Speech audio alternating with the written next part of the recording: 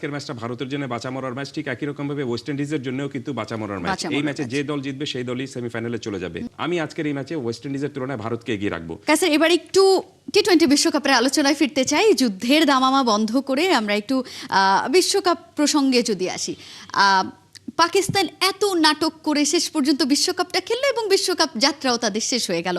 আজকে ভারতের জন্য বাঁচা মরার লড়াই, ডু অর ডাই ম্যাচ। একেবারে জিততে পারলেই সেমিফাইনাল খেলবে, না হয় টুর্নামেন্ট থেকে তারাও আউট। সো এই যে ভারত পাকিস্তান মিলেই আসলে বিশ্বকাপের দামামা যেটা বাজছিল, সেটাও আসলে আজকে একটা আপসেট হলেই ভারতের সেটাও থেমে যাবে।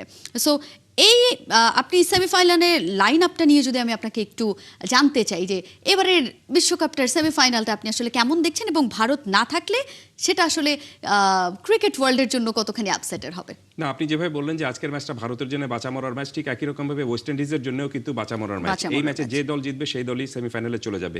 আর ওয়েস্ট ইন্ডিজের সবচেয়ে বড় সুবিধাটা হলো যে 2016 সালের যে বিশ্বকাপ হয়েছিল টি-20 বিশ্বকাপ, সেটা তারা ভারতের মাটিতেই জিতেছিল এবং শুরুটা তাদের সেই বিশ্বকাপে তেমন হয়নি, ভালো হয়নি, কিন্তু ফিনিশিংটা তাদের দুর্দান্ত হয়েছিল। আপনার মনে আছে যে শেষের 4 বলে আপনার 4টা ছক্কা মেরে ইডেনের মাটিতে জিতিয়েছিলেন ইংল্যান্ডের বিরুদ্ধে। দুর্দান্ত একটা পারফরমেন্স করেছিল ওয়েস্ট ইন্ডিজ পুরো সেই টুর্নামেন্ট জুড়ে। সো সেই সময়টা বা সেই সোনালী সময়টা তারা ফিরিয়ে আনার একটা সুযোগ তাদের সামনে রয়েছে। আর যেভাবে আপনি বলছিলেন যে পাকিস্তান যেহেতু এই টুর্নামেন্ট থেকে আউট, এখন ভারত যদি আজকে হেরে যায় তাহলে আপনার এই টুর্নামেন্টের হয়তো যে ধরনের একটা উত্তেজনা বা যে ধরনের একটা আমেজ নিয়ে আমরা চিন্তা করছিলাম, সেই আমেজটা কিছুটা ছন্দপতন হবে। তারপর আমার কাছে মনে হচ্ছে যে 4টা দল সেমিফাইনালের জন্য কন্টেন্ডার, সেই দুটো দল তো অলরেডি উঠেই গিয়েছে, 3টি দল উঠে গিয়েছে, 3টা দল উঠে গিয়েছে, একটি দল বাকি রয়েছে এখন। তারপরে আপনি যদি সম্ভাব্য এই 4টা কন্টেন্ডারকে যদি চিন্তা করেন, তাহলে আমি বলবো যে তারা ফেভারিট হিসেবেই টুর্নামেন্টে খেলেছিল এবং ফেভারিট হিসেবেই তারা আজকে এখন সেমিফাইনালে এখন পর্যন্ত খেলছে। নিউজিল্যান্ডের কথাটা যদি আমি একটু বলতে যাই, নিউজিল্যান্ডের এন্ট্রিটা কি একেবারে সারপ্রাইজিং এন্ট্রি কিনা?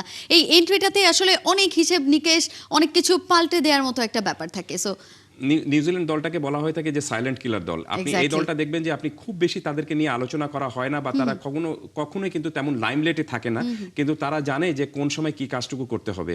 এর আগে শ্রীলঙ্কার বিরুদ্ধে যে ম্যাচটা ছিল সেখানে তারা 86 for 6 ছিল, সেখান থেকে তারা 170-র মতো রান করেছে এবং অষ্টম উইকেট পার্টনারশিপে একটা পার্টনারশিপ হয়েছিল, and they do the magic. ওই পার্টনারশিপটাই আপনার তাদেরকে ম্যাচটা জিতিয়ে দিয়েছে।